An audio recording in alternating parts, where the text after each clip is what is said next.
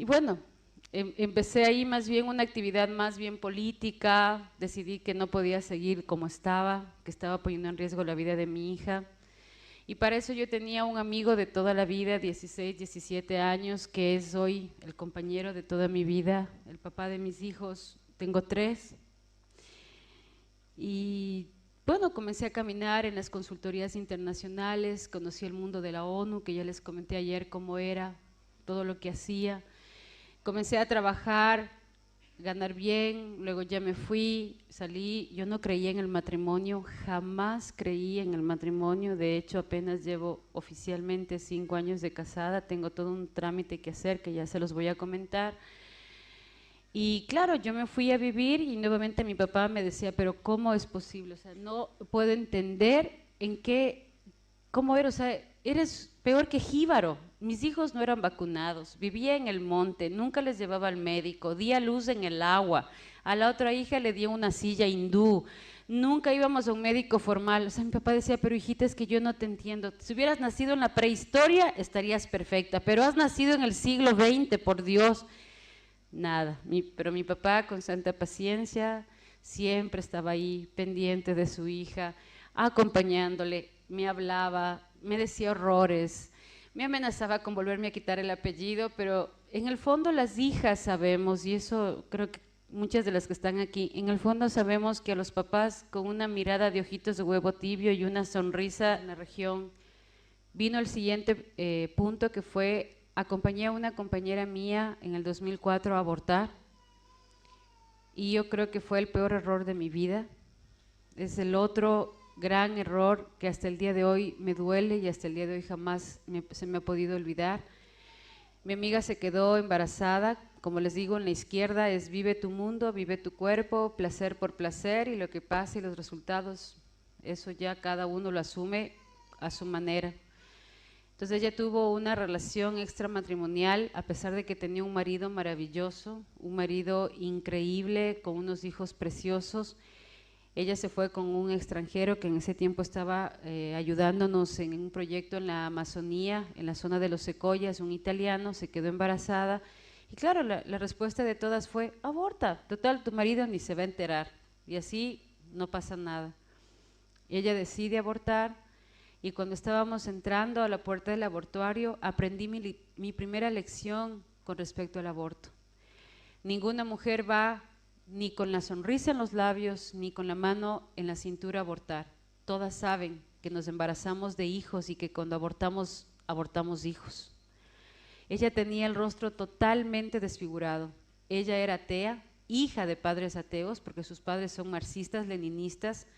Su madre era presidenta del Partido Comunista del Ecuador, feminista a muerte, se jactaba de haber hecho 3 abortos en su vida cuando en el mundo entero era ilegal el aborto, y que ella nunca creyó en Dios. Entonces estoy hablando de una mujer que ni tenía problemas morales, ni conservadora, ni nada, y sin embargo estaba totalmente desencajada. El momento que íbamos a entrar le pusieron en la camilla y cuando ya estaba en la camilla aprendí mi segunda lección con respecto al aborto. Una mujer cuando decide abortar lo que está buscando es solucionar un problema y busca a alguien que le diga yo te apoyo, yo estoy contigo. Ella me miraba con los ojos llenos de lágrimas y lo que a lo mejor estaba esperando, y estoy segura que lo que estaba esperando es que le diga mira Sandy, levántate de esa cama, yo te ayudo. Si tenemos que enfrentarnos con tu marido, lo enfrentamos. ¿Qué problema? Nos quedamos, vemos qué hacemos, pero no lo hagas. Si no quieres hacerlo, no lo hagas. A pesar que a mi hija me salvaron así, yo no tuve el valor porque estaba tan metida en que era mi derecho. Yo le dije, es como sacarse una muela. Mira, sos un montón de coágulos. Además, ve, después de que abortes, vas a salir a dar tu testimonio y le vas a decir a todas estas viejas locas curuchupas que el aborto no es ninguna cosa del otro mundo. Entonces ella me quedó viendo como diciendo, sí, compañera, ¿no? Cuando me cogió la mano y me dijo, Amparo, entra conmigo, no puedo. Le dije, no te preocupes, ve, yo voy a estar ahí contigo, me siento, te cojo la mano y tú tranquila. Nunca pensé lo que iba a ver ni a vivir. Lo que vi y lo que olí y lo que escuché era la carnicería humana personificada fuera del escritorio. Una cosa es decir en el escritorio, viva la salud sexual reproductiva, viva el género, viva el aborto, viva la anticoncepción, pero cuando estás ahí oliendo a sangre, oyendo una succionadora que hasta el día de hoy jamás me voy a olvidar cómo absorbe pedazos de piel, pedazos de brazos, pedazos de pierna, cuando ves que lo que cae en el coso ese de vidrio, en el trasto de vidrio que hay ahí, en la botella de vidrio, ves lo que cae sangre, ves que cae piel, huele a sangre. Lo que queda en ese frasco son restos humanos y eso es algo que tú jamás lo vas a poder olvidar. Yo salí de allí con una mujer cadáver en vida. A los 8 días estaba sumergida en el alcohol y después de estar absolutamente fuerte, liderando procesos sociales, metiéndose en la selva, entrenando gente, no tenía ánimos absolutamente de nada. Nos decían que hagamos el tai chi, el feng shui, poníamos botellas de agua, frascos de agua en la entrada de la casa para que las malas energías se vayan, botellas de agua debajo de la cama para que absorban las malas energías, cambiamos la posición de la cama para que esté más energetizada, pusimos piedras, le pusieron piedras, fuimos donde chamanes, nos bañaron en cascadas, nos fuimos a hacer tai chi, fuimos tras un maestro ascendido, nada, absolutamente nada. Ella empeoraba, empezó a usar cocaína, le metieron por primera vez un fin de semana a un centro de rehabilitación, salió de ahí, estaba de un genio insoportable, a todo el mundo odiaba, cada vez que me veía a mí me decía, ¿qué vienes? ¿Vienes a ver a la asesina? Le decía, Sandy, no, cuando ya ella realmente comenzó un estado más crítico, comencé a averiguar y me resistía a creer que era síndrome posaborto. Comencé a leer qué es lo que estaba pasando y le decía, oye, esto de lo que dicen estas viejas locas de Provida, creo que es cierto. Creo que es síndrome posaborto. No, déjate de cosas, este tipo me dañó algo, este tipo hizo algo conmigo. En fin, le decía, no puede ser, yo estuve ahí, no te hizo nada, o sea, no pasó nada.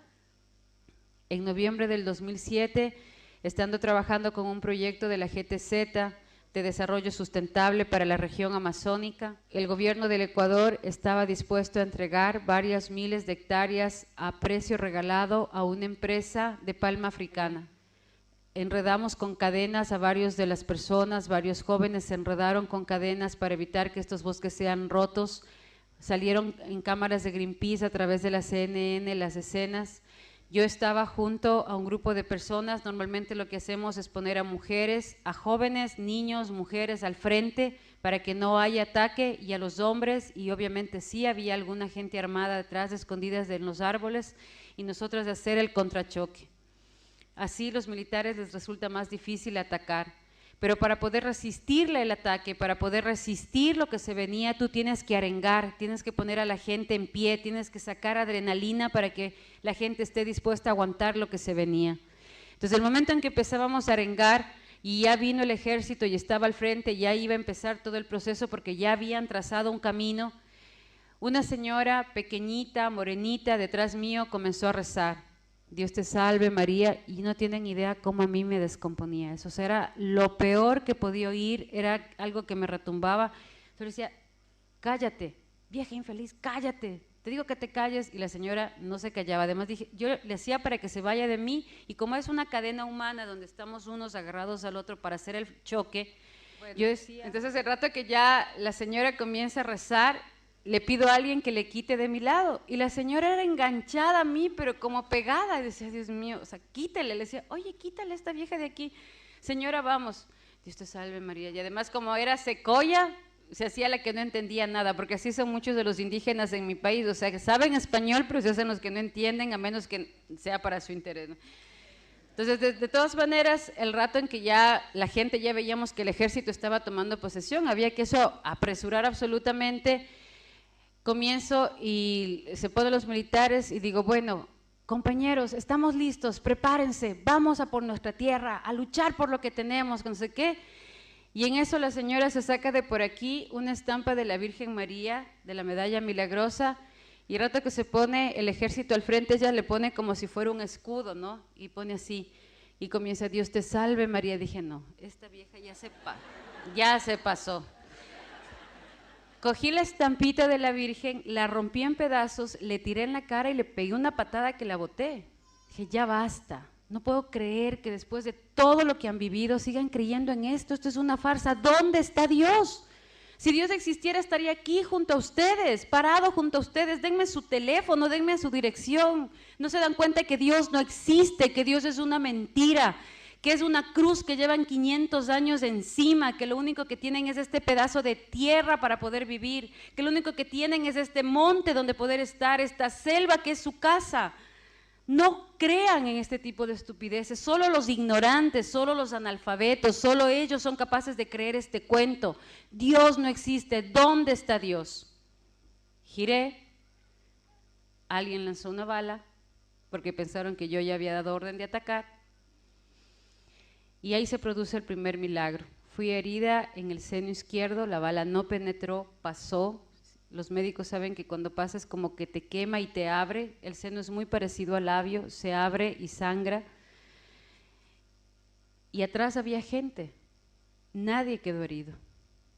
Y yo sentí como que me cayó la montaña encima, me desplomé automáticamente y sangraba. Y trataba de levantarme porque yo había estado en peores circunstancias y en medio de la selva. Había estado ahí, yo sabía lo que había que hacer y no me podía levantar.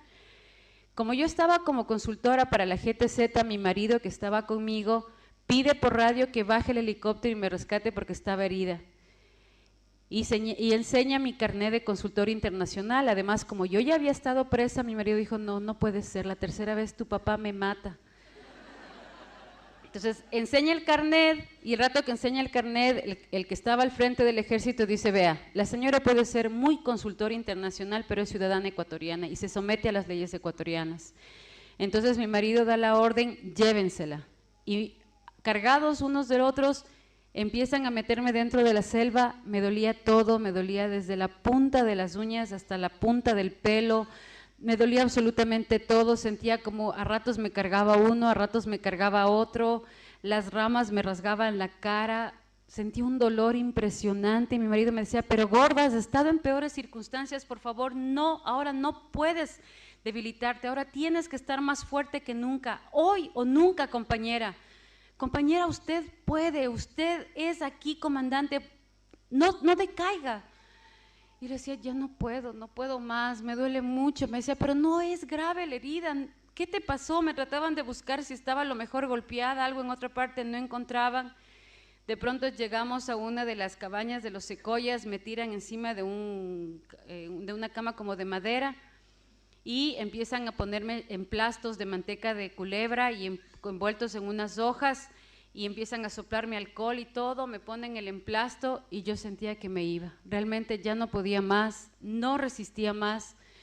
Y en eso mi marido me coge la mano y me dice, mi amor, no me dejes. Por favor, yo te pido, no me dejes. Tenemos 3 hijos, yo soy un inútil, no voy a poder sacar adelante a mis hijos. Yo te necesito, gorda, por favor, no cierres los ojos, no te duermas. Le decía, ya no puedo más, ya no avanzo. Me decía, pero es que no estás nada, gorda, no estás nada, entiende que no, es un rasguño, no estás nada. Me decía, es que no sé qué me pasa, me duele todo. Decía, pero no cierres los ojos. Decía, es que ya no avanzo, yo siento que me voy. Me decía, no, por favor, no, entiende. Piensa en el Andrés, piensa en la Doménica. ¿Quién le va a mimar a la gordita? ¿Quién va a estar junto a mi bebé? Ya van a ser jóvenes, ¿quién les va a guiar? Por favor, no me dejes. Decía, ya no puedo, ya no puedo. En eso, el momento en que sentí que ya me iba, comencé a respirar y a sentir una paz impresionante. Y entre el dolor que estaba viviendo y la paz que sentía, me dejé llevar por toda esa paz que sentía. Y de pronto, mientras me iba yendo, empecé a oír como alguien que cantaba un Ave María de Händel a lo lejos, pero es impresionante, con una voz maravillosa. Y yo me comencé a ir, y de pronto era como que abro los ojos y miro en el fondo un arco lleno de luz y en el fondo veo una figura. Era una figura de mujer, pero lo que se veía era un manto turquesa, entre azul y turquesa, fuerte, fuerte, que contrastaba con la luz que estaba allí. Y en eso un adolescente de 16, 17 años me regresa a ver con el manto que le cubría hasta los pies, un vestido blanco, un cinturón entre azul y turquesa, con sus manos abiertas, y me dice: mi pequeña, yo te amo.